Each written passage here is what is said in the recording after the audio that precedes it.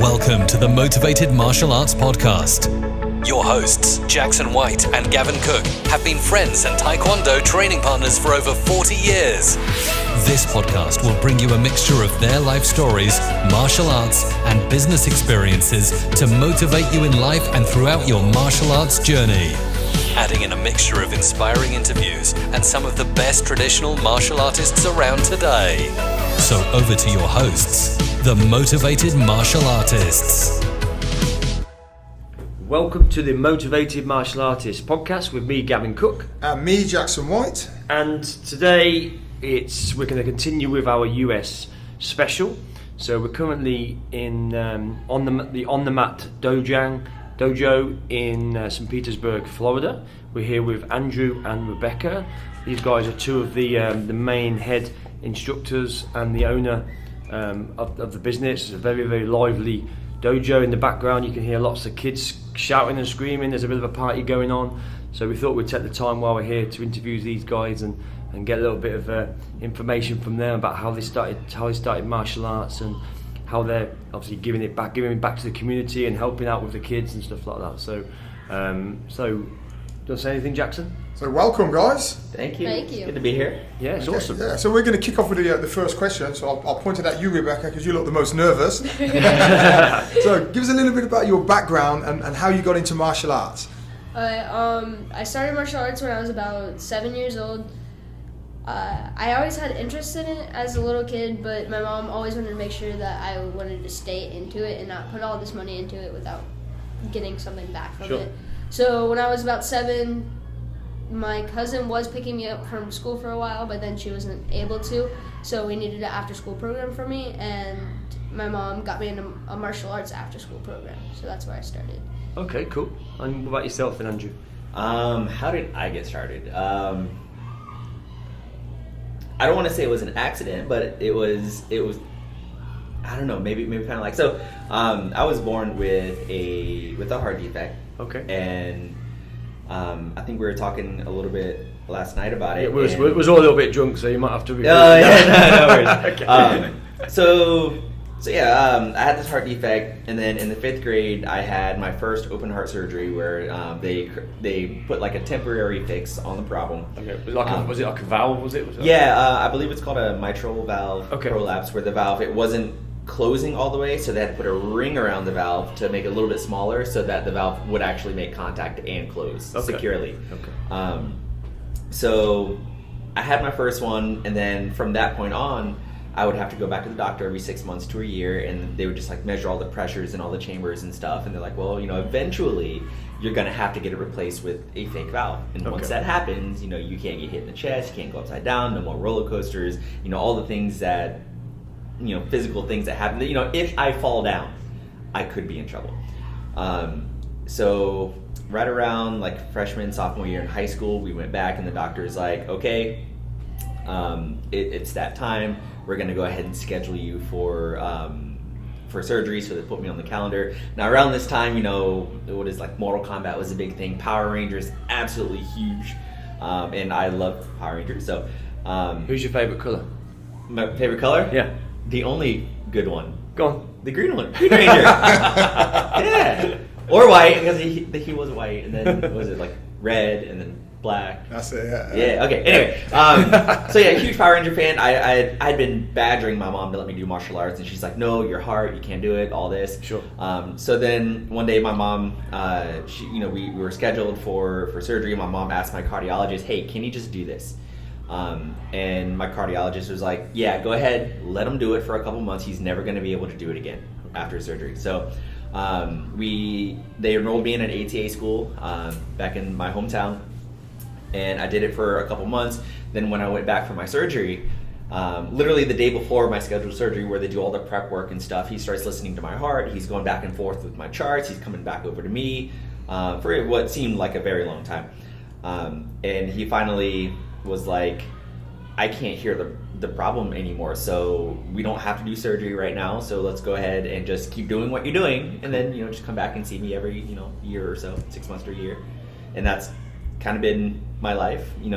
Before the the whole heart surgery thing, I was not allowed to do anything. But just because my mom finally put the foot out there and was like, "Hey, can you just try it?" Yeah. And then the doctor said, "Yeah, do it because he's never going to be able to do it again." That's literally how I got started. Cool. It's a really interesting story. I mean, how does it affect you in terms of things like sparring and things like that? Can you do anything like that, or do you have to focus more on like the forms and the pattern side and the obviously? Can I spar? I believe the correct answer is yes. What? Yes, you do. Yes, you do. But you shouldn't, right? Yeah. I'm shaking my head no, but I'm saying yes. Yeah. No. I mean, I really shouldn't. If my mom listens to this, she's probably gonna be like, ah! But yeah, I'm not supposed to spar. When I did any sort of like sparring type curriculum, I'd always have to wear the hogu is always very light contact, things like that. As I got older, I kind of know my limits a little bit more. So even when I spar, I still wear this just in case. Okay, cool. Sounds good. So keeping on the sparring theme then. So what was your thoughts on sparring? Rebecca, are you into it? Do you like sparring? I came from a fighting school, so here we don't do fighting as much, but my studio that I started at was strictly sparring, and I actually started sparring like second belt in. Okay. And what style of club was that prior? It's karate based, but it's point sparring. Okay, cool. Yeah. So I got really into point sparring. I was competing for a while and took first place in a couple tournaments. Sparring I absolutely loved until I got a back injury. So after that I stopped competitively sparring just for my safety, because I have the ability of re-injuring it at all times, no matter what I'm doing. So just taking out that little extra risk factor. Was that injury from martial arts, Rebecca? No, it was actually just a kid jumping on my spine. It's typical, right? Yeah. Okay. Nothing to do with sparring. The worst I did with sparring was like tear my hamstring. It's always the way with back injuries. I suffer with my back sometimes, and I can teach taekwondo all day long. I can go to the gym, it never bothers me, but if I lean over the sofa and draw the curtains at a wrong angle, or if I'm wallpapering or in the garden, then it goes, guarantee every time. You don't warm up though, do you? You don't warm up, and you don't think about it, where you're always conscious, I suppose, as a martial artist, if you're not an injury, to protect it, haven't you? And it makes you warm up properly, and then you go and dig the garden without even. Of course, you look a bit stupid doing your warm up stretches in the garden before you start trying to chop a tree down. Yeah, I mean, when I was younger, you could just jump into it, and just I'm ready to go, let's do this. And now, I'm older, and I'm like, oh, I need to stretch. Right. Or you do a kick, you're like, oh, hold on. We were saying this yesterday. So we both run our own school. So sometimes you're there, you're teaching, and our we call them assistant instructors are there working with us. I say, right, what we're going to do on the pad this drill. I go hit it with the bat, like, right, I'm not warmed up. Right. Oh, right, come on, do the demonstration for me. Yes. Right, give me 2 minutes. I'm just going to go and have a quick stretch and warm up again. It's a key. Typical. Any type of injury, particularly when you're a competitive fighter, it's always disappointing because you never know how far you could have got and reached your potential. So now that you're not fighting, where's your main focus in martial arts? My main focus is in teaching and coaching. We have our own competition team here, so taking what I know from competitions and giving it back to them, as well as just regular on the mat day stuff with our classes. I love seeing kids going from struggling so much to do something to getting that moment, and they see it and they're like, I can do it now, and just that excitement on their faces. So rewarding as instructors, isn't it? So how did you get into teaching then? What was it that sort of really just pushed you in that direction? I came here, I think my summer before freshman year, and had nothing to do with thinking about teaching here. I was a first degree black belt, so everyone looked at me funny a little bit when I came in. But it was one day, Melody and Jill were just like, do you want a job teaching?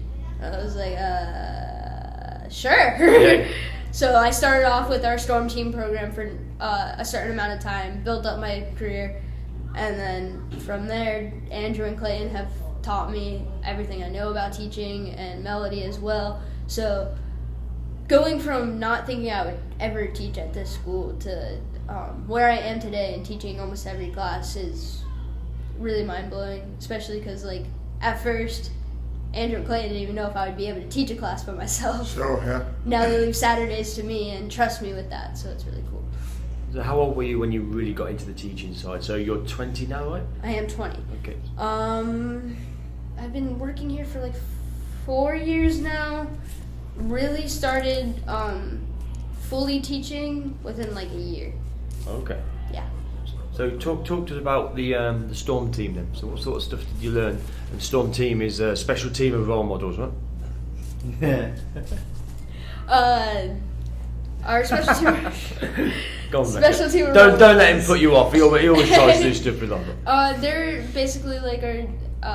At my school, we call them junior and student instructors. They're our assistant instructors, basically just making the instructor's life easier with getting pads set up for drills, walking around for any student that may have like just a question that they can ask real fast that doesn't really need to be out in class, or just, hey, can you sit strong for me real quick? Yeah. Just all those little things just adding up to make the head instructor's life a lot easier to where they can focus on what the task that needs to be done and get it done without having to like stop, correct this one student, and then come back to it. No, I think that's quite key. What's your opinion on that then, Andrew? Being the head instructor, how invaluable do you find the assistant and the Storm team in your school? They're one of our biggest strengths. We want people. I guess you could easily, go on to Craigslist or whatever and throw out stuff and bring people from outside of the school in, but then they don't really understand your culture. Sure. Yeah, sure. So, having a strong Storm team, making sure that they're trained the right way, making sure that... Storm, so just for our audience, what does Storm stand for? Special team of role models. Okay, cool. Just understood that. Yeah. You weren't listening, were you? I edited that bit out, don't worry. It's important for us. They're one of our biggest strengths, and eventually, like our goal with our Storm team is to be able to provide them with the information and the training to eventually become full-fledged instructors one day. So, they go through. I would much rather hire someone straight off of our Storm team. That's where Mr. Hunter, who you saw earlier today, running pre-Skillz, that's where he came from. That's the whole path that she came from. Miss Georgia, who was here teaching classes earlier, that's where she came from. Myself, Clayton. It's super important.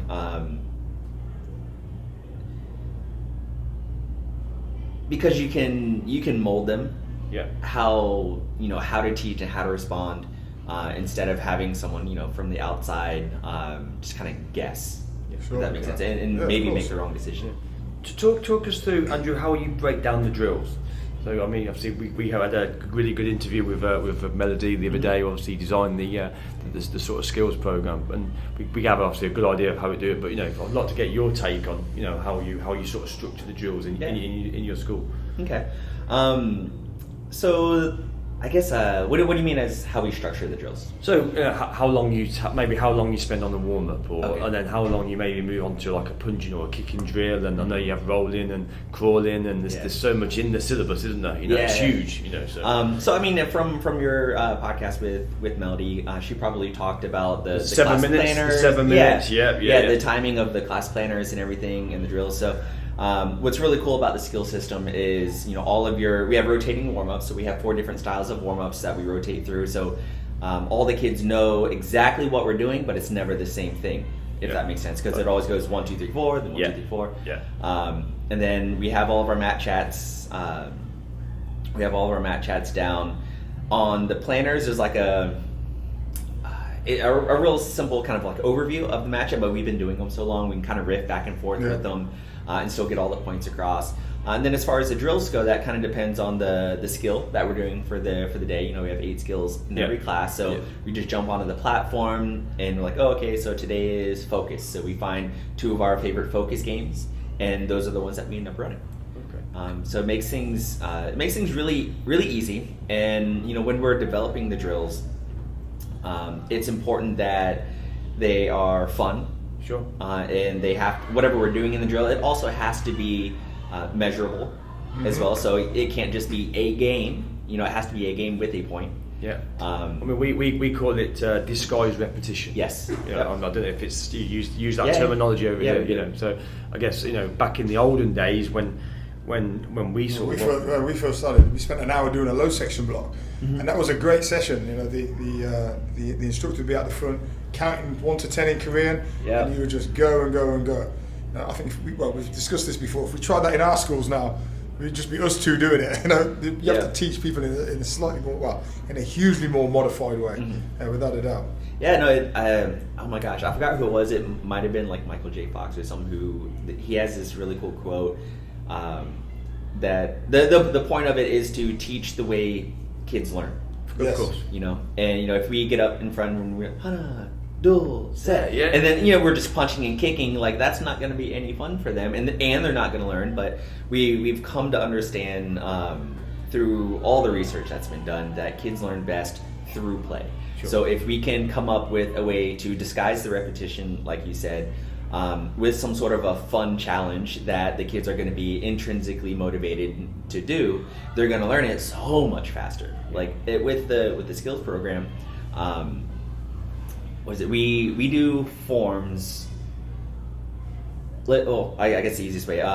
Forms is 1/8 of the curriculum. Okay. And you know, I've talked to many of the Skillz schools, and one of the most common issues with schools that aren't Skillz is, you know, they're like, oh, my kids don't know their forms. You know, we go over them every single class, but my kids still don't know their forms. They're still struggling. We have exactly the same problem. So our kids don't struggle with the forms. I mean, some of them have a little bit of difficulty, but it's far less.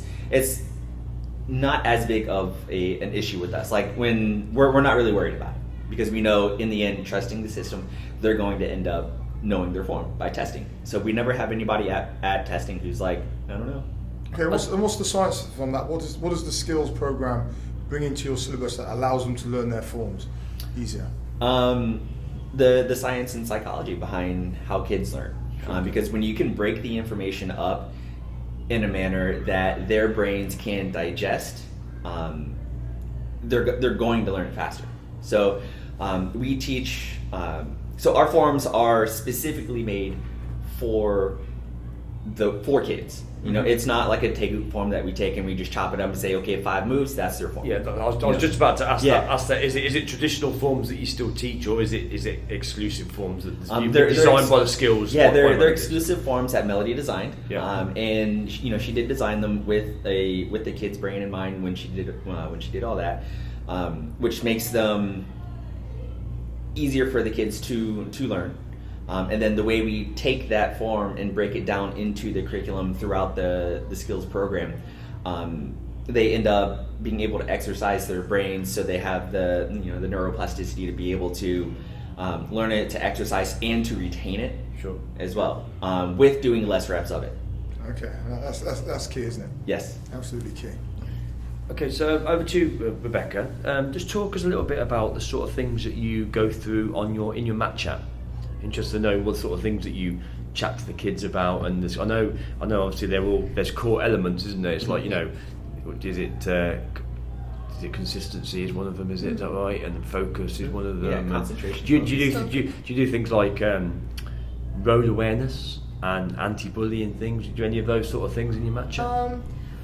We begin bully awareness and everything around the 7 to up classes. Okay. So Okay. core and extreme. Especially with courage. Yeah. We definitely focus on the bullying situation or anything with that. But with our mat chats, we take 3 key takeaways that we want the kids to remember throughout class of like what to do. As like we say, we yell stay back really loud, but with our hands open. And we'll ask, does anyone know why we keep our hands open? Because if we're in a bullying situation and we have like someone comes up and hits you and you push them and you're like this and you're like stay back, they're gonna think you're the one instigating a fight. Sure. So the open hands indicates that they want you to that you are trying not to fight, you don't want to hurt this person, you're just trying to get away. Just on that element, it's interesting you said that, because I teach that in my class. I always teach, you know, if you're passive, you know, and you've got your hands open, you're also creating a barrier, right, between you and the person who's trying to attack you. Plus, these days, CCTV cameras everywhere, right? Yeah. Yes. So if you're in downtown St. Petersburg and someone comes up to you and it's like, yeah, and then if you're there and you're putting your hands out, okay, the cameras can see that you're the one saying, listen, I don't want this. You're not the aggressor. But you make a fist, it's gonna kick off regardless, because they're not gonna back down, right? Yeah. And you're giving them the opportunity by having that open hand gesture to say, look, back off. I know what I'm doing. I don't want to do it, and you can do a great palm strike. Right? Yeah. Okay. So I did Muay Thai for a real long time with Master Ace Ramirez, and he did this demonstration when we were talking about this whole subject, and it went like, I know like they won't be able to see it, but okay, so like with you and me, just react how you think you should react. Okay. Ready? Yeah, go on. So you think becoming a sparrer? So You my do that. my hands came up in a fighting stance. What did he do? Put his hands up Right as well. into a Okay, fighting stance. ready for the next one? Yeah. See the difference? Yeah. Yeah. Yeah. So people will react or respond to what they see. Sure. So, if you step back and if some dude comes up to you, pushes you, whatever, and you're like, stay back. Yeah. Okay, let's fight because I Yeah. have my fists up. Yeah. Whereas if he pushes you and you're like, hey man, Yep. and your hands are open, It's you're a totally different signal. exactly. It sends a different signal.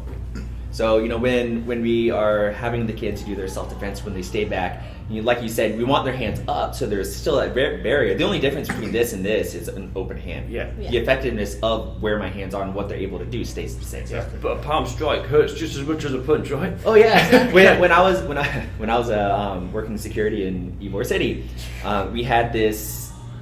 Oh gosh. For our UK viewers, Ybor City is Tampa's version of Blackpool. So bright lights, lots of people, crazy atmosphere. Yeah.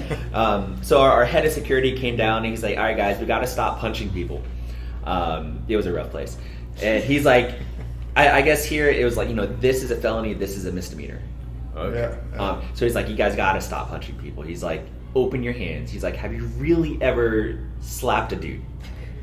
And we're like, what? We're like, all right, number one, if you just straight up slap somebody, they're going to be like, did you just slap me? Right? Yeah. But if you aim it for the ear, it hurts. Yeah. And, palm strikes hurt, right? Yeah, but it's, if you cup it on the ear, Yeah. right, they lose their balance and they're down, right, as well. So That's interesting. So you talked about the bullying piece. Now, having walked around the dojo here, it's very open plan. Yes. So Gavin and I always have this discussion, parents in to parents out. Mm-hmm. So obviously your open plan, open visibility suggests to me and clearly that you allow parents into the environment. Can you just talk us through the philosophy behind that? Yeah, I want the parents to be involved. And obviously that has tons of benefits. There are a couple, helicopter parents that can be an issue, but if you address it appropriately, then it's not. Now, sorry, Andrew, just talk us through what a helicopter parent is. The helicopter parent is like, the parent who's always screaming on the mat, Johnny, turn around. Yeah. Johnny, hit harder. No, look at me, Johnny, pay attention. Yes, that's Gavin, the helicopter parent on the side of the mat. Well, I'm teaching. What are you talking about? Have you guys ever had the one where, like, the kid's spinning on the floor and the parent's like, Johnny, look at me, pay attention. Yeah. The kid's like, what did you just call me? What are you doing? Right.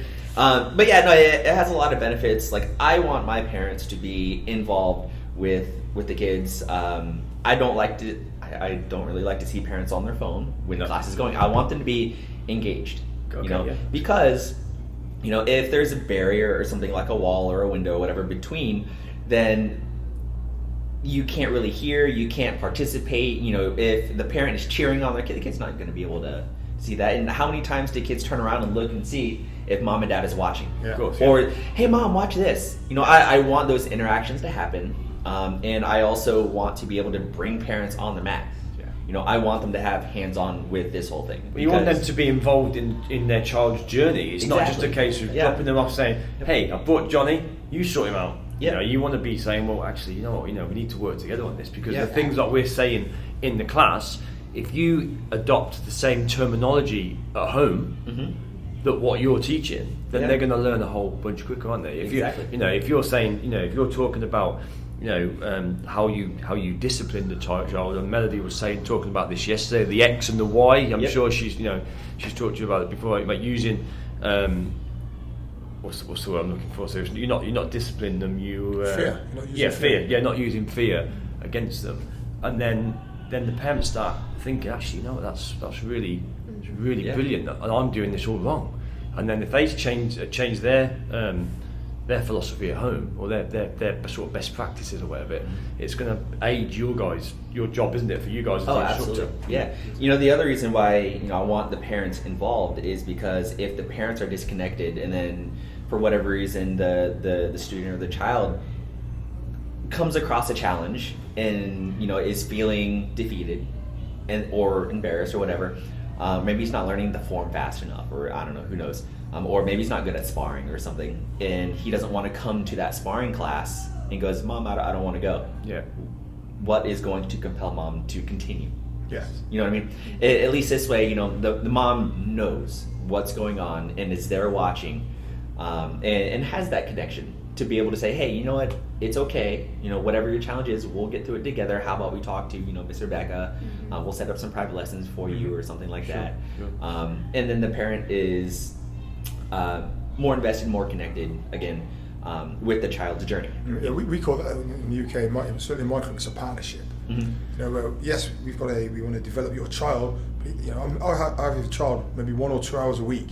You need to take some of those best practices and some of the disciplines that we want to install into the student, but you have to buy into that as well. Yes. And if you can have everybody in the partnership reinforcing that, that's when we see some really solid students, that are in the class. At times everyone finds things difficult at some stage, and that's where that support network comes in from the instructors, but also from the parent side. Yeah, and the thing, I suppose, is, obviously we're all instructors here, and when you see people get, how many black belts do you know that are nice people, right? Who have got good, or got good values, and they've got good business skills, they've got good common sense, and a lot of those things come from that martial arts journey, don't they?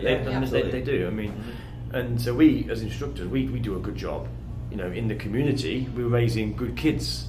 So you want them, but you want the parents to understand that, so they keep them coming as well. Yeah. So. Yeah. We. With martial arts, we teach self-defense. You're gonna learn that. For me anyway, and this might sound a little weird, but for me, the most important things that we do or that we teach is not the martial arts. It's the qualities and the confidence and the values behind all of it that you learn by doing the martial arts. The integrity, honesty, respect, self-esteem, confidence, all of that stuff is really the most important thing. So if you can't kick perfectly, that's fine. I know you're going to be an awesome kid. I know you're going to be an awesome person. I know you're going to be prepared to when you grow up, to have a great business, to be a great parent, to be an awesome friend. Because they're all transferable skills into life, right? Yeah. Hey, Mr. Dave. Are you having a good party, yeah? Breaking time. So obviously we touched on the self-defense side then. So again, going back to that match out. So sorry, I did ask this question, Rebecca, and we sort of went a bit off piece with it. So talk to us about some of the other core values that you do on the match out. So with match out, because it is a sitting and just talking situation, we want to engage the students as much as possible. So starting off right away, how are you guys doing today? Just asking them that. I have a new thing with our 5 and 6 year olds that I don't let them say just good anymore. Okay. I was like, I'm tired of hearing good. Give me a better answer. Yeah. So I have all of them screaming out all these crazy different, fantastic, amazing, awesome, ma'am, as loud as they can, getting that confidence and them getting excited to just tell me that. Yeah. As well as taking those 3 takeaways. So for control, we have control our body for our 5 and 6 year olds, and control our body. We'll use the answer. I'll be like, go ahead, lay down. Yeah. And we have all the students lay down. It's all right, so how do you feel right now? Tired, I want to take a nap, all this silly stuff. I'm like, okay, now sit up super straight. And we are and can you do it again? Yeah.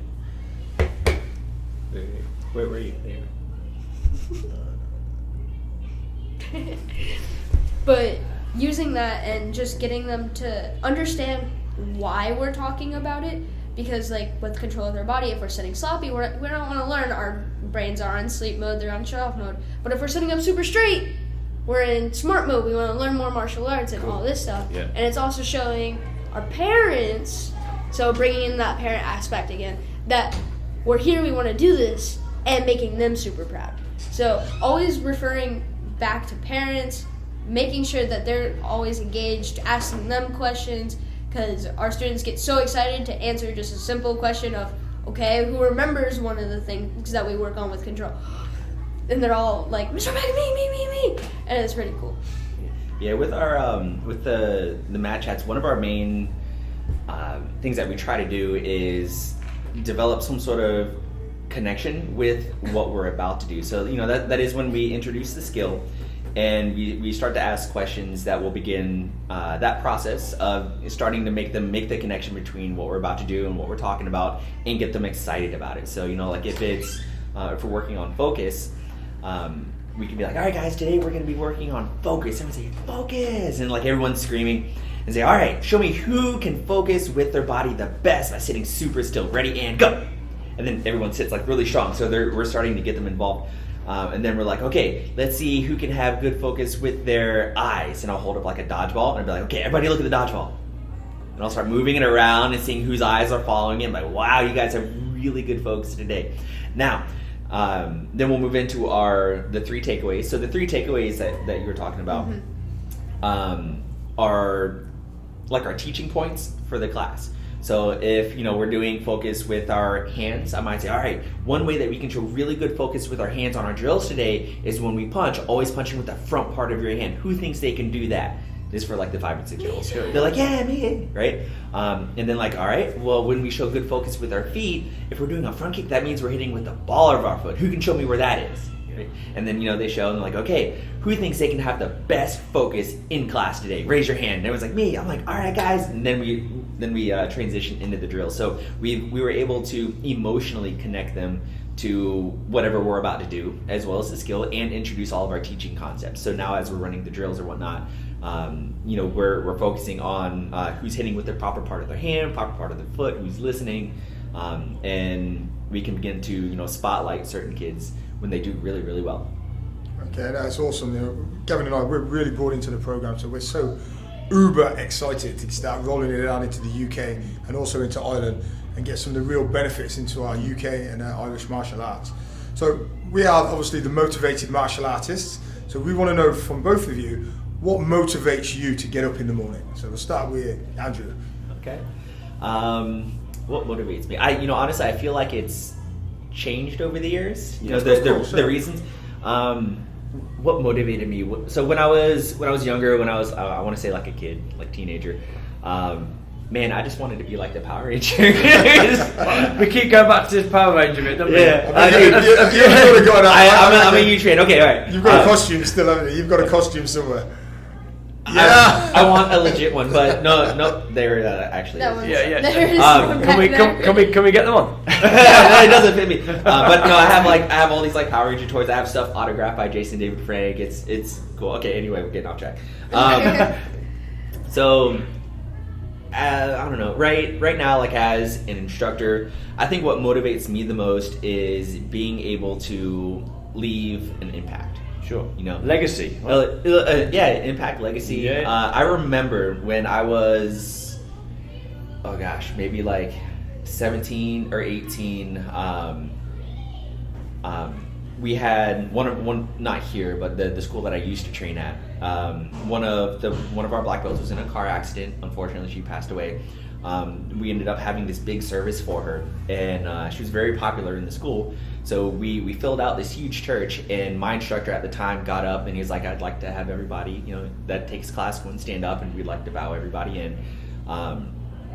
It was, their family was super involved with the school, so that's kind of why all this was happening. And I just remember, like, I'm still like getting choked up a little bit about it now, but I remember everybody, standing, and everybody would bow in, and I'm like, I just remember looking around and seeing how many people this one person impacted. Yeah. And I'm like, you know what? I want to leave a positive impact like that on the world, you know, if and when I ever go. It's the only thing that's guaranteed in life, isn't it? Yeah. Eventually, unfortunately. Yeah. So, you know, I want to make sure that even for whatever reason, if we're not making the best martial artists in the world, we're making good people. Yeah. That's what I want. Well, this is what I mean. Myself and Jackie were saying, you know, just this morning, that it's, you know, you're using martial arts as your vehicle, right, to make better people. Yes. At the end of the day, Yeah. and I think it's changed so much where traditional martial artists used to be for the military, for young adults to join the military to kill people, right? That's what martial arts was developed for. Yeah. And over time, you know, it's changed, it's evolved as life does. And you know, your concept, you know, what Skillz provide. I mean, like I say, myself and Jackie, we're super bought into what you guys do. I mean, you've seen your dojang, and we've spoke to Melody, and we see the kids out there, you know, and you see the parents' faces, and you obviously doing the right thing, yeah. You know, so what about you, Rebecca? What's your motivation in life? I know you're still young. Honestly, it's my students. Okay. Just because I know kids it's not the martial arts that they come here for, it's their instructors and the relationships that they build. Like, for example, she just got her first degree black belt in October, Nevaeh. Literally like 2 months before her first degree black belt testing, I get a text from her mom and was like, Nevaeh doesn't want to do martial arts anymore. And I was like, wait. Yeah. This is one of our top students. Yeah, this is not happening. Yeah, right? I was like, wait, Yeah. this is one of our top students. I've been there for her since she was in our 7 to 9 year old program. Since she's in our black belt program now, I'm not there as much, but she now knows I'm there. At the time, apparently she did not. It was her getting into her own head about mom and dad's finances. I'm doing all this. Yeah. She was psyching herself out. Felt for guilty, this. maybe. Yeah. Felt guilty. Thought, I'm not really getting pushed as hard as I used to, because I would push her to be her best potential. I didn't really teach her class anymore. So she lost me as an instructor. Yes, Clayton and Andrew still do that, but It's a bond, though, isn't Yeah. it? Especially at such an early age. I went Yeah, from doing private lessons every week with her to she's in this black belt class now. She didn't. Mom and dad had to take a rest from the private lessons, so I got a text and I was like, "Wait a minute, no, let me talk to her." And the very next time we came into this room, and I was like, "What's going on?" And she instantly started bawling. She was like, "I didn't want my mom to tell you. I didn't want you to know all this stuff." And I was like, "Why? Why didn't you come talk to me?" She goes, "I don't want to disappoint you." And I'm like, "Well, why are you... Just take my feelings out of this. Yeah. I don't want you to leave, but why do you want to leave?" And we sat here and talked about this, and she's bawling the entire time. I start bawling because it's one of my top students, and I didn't want to see her go, especially right before her first degree black belt.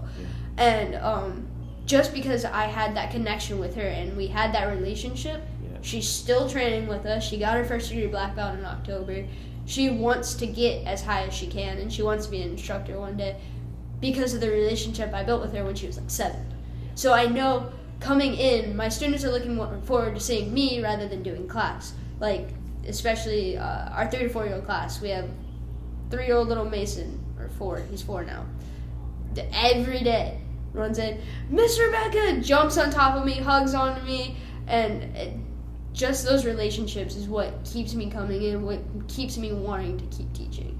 It's a real, very mature answer. That, I mean, for such a young person, you've got such an old head on you, I think, haven't you? You know, yeah. Do you not think? No, she does. You know. I mean, we look at you and we're like, you know, Jackie was like, "How old are you? 16, 17?" She's like, I'm 20, man.